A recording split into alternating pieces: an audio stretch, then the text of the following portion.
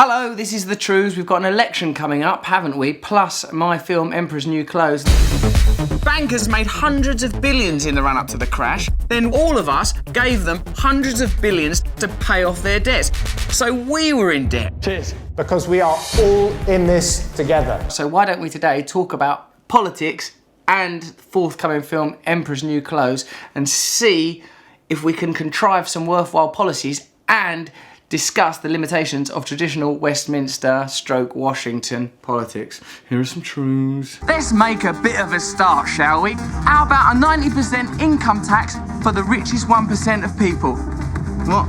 Alright, that would include me. We don't have to rush that one through, that's complicated. 90% inheritance tax for anything over £1 million. My kids are fucked. If they're ever born, probably be idiots anyway. Now they'll be plucky. Stop tax avoidance. Stop avoiding it. Everybody equal under the law. These things aren't controversial, but they're not happening now. How about a living wage for everyone? Good, the old colours, aren't they? Some of those policies will be Green Party and indeed Labour Party policies, and so you might think, well, that's good, that's a positive thing because there's an election, so we could vote for the Green Party or the Labour Party. But what, as you know, I'm interested in is the political realm and the true power that is beyond the purchase of conventional democracy. For example, listen to this. Only 50% of the economy is controlled by the government. That means half of everything they're talking about is out of their, and so therefore our, control. Half of it. The Bank of England sets its own interest rates. It's an unregulated body that is the linchpin of our entire economy. The Bank of England is undergoing a criminal investigation by the UK's Serious Fraud Office. So even like well-intentioned people, Caroline Lucas, Natalie Bennett, and even like, you know, cool people like Tom Watson, and we don't know for certain that, like Ed Miliband seems like he's quite nice, doesn't he? But they won't have any power over that. I don't think any of them have got a policy, we're going to take control of the Bank of England, we're going to take control of the city. So some of these policies, simple reformist policies, can be enacted by the Greens and Labour, and that surely is a good thing. But these super important things, which I'm explaining to you, can't be purchased by conventional political power unless we, the people, truly come together. How about, now hold on to your hats, we make them bankers pay back that money we gave them? How about a financial transaction tax to stop all them gamblers in the city? Could we possibly break up billionaires' monopolies of the press so you don't have one liver spot covered tarantula man running the entire media? Media ownership's an issue because all of the information we get from them passes through a filter that serves corporate interests and private interests. All media has an agenda. Around 70% of independent media is getting its profits from sponsorship or advertising. This means they won't have free editorial control. For example, the Telegraph's well-popularised coverage of HSBC and their tax scandals, and Murdoch's pro-fracking stance where he explicitly supports fracking from which he benefits financially. No one should be able to own more than 49% of one newspaper. Don't you want like to hear a politician go, day one, we'd march into News International's offices and start kicking over typewriters? They don't have typewriters. Doesn't matter then. How about we change company law so companies like Apple can't say, oh, we have to avoid taxes. It's the law to not contribute to society. It's the law that we base our business in a tiny island that's got no people on it. It'd be good to do that, and I'm sure the Green Party and Labour Party, I'm sure that they've got policies about closing tax loopholes. But another problem is as we're almost certain to have a coalition government, which you won't get a majority for either of those parties, they won't be able to deliver on their manifesto. Like the Lib Dems, of course, said they would scrap tuition fees, and Labour said they wouldn't raise tuition fees. Both of those parties ended up doing that. So just because something's in a manifesto, it don't mean people are going to do it. The only way really to make politicians responsible is for us to have direct control over them, the kind of a dissolution of this centralised power. That's what I believe in.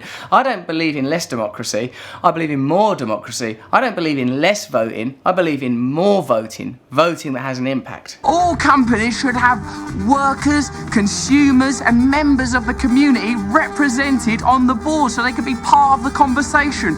All workers should have shares in the companies they work for. That's good. Make that the law. From football clubs to big industry to Pret-a-Manger, workers should be represented. Businesses should be cooperatively run. The same way that the City of London, do you know the City of London have a geezer that sits behind the speaker and goes, "Oi, you better not bloody well do that." He just sits there and makes sure that the City of London's Britain's ancient interests represented as a result of some legislation that I think went through maybe 1,000 years ago. I mean, check the details for yourself. But there's just some guy in there who we're not in charge of goes, "Hey, I don't think you will be putting a transaction tax in place, Micheal Mackay.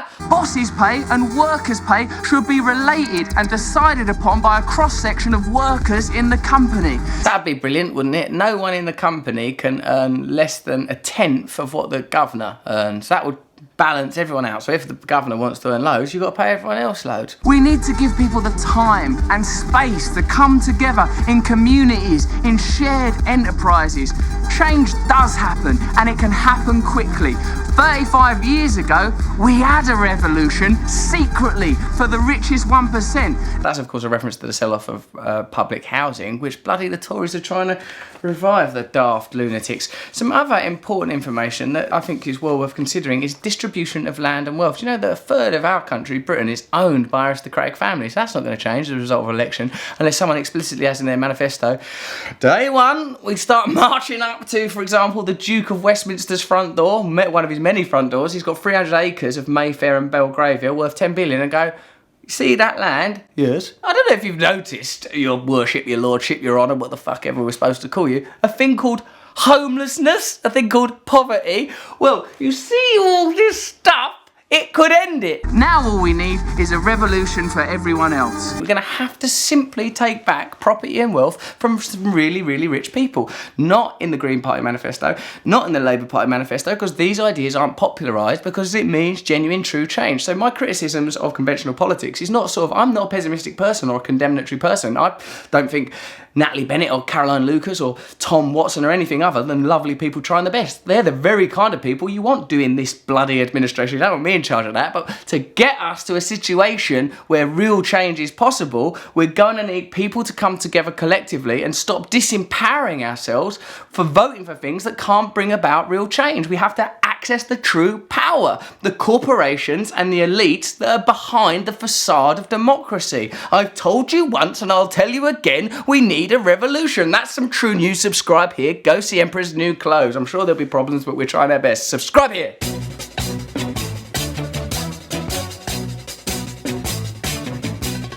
Nose is a tool that is abused to fool you and to leave you scared and confused. Trews is like the nose. If the nose was true, I want some trews. Let's have some trews.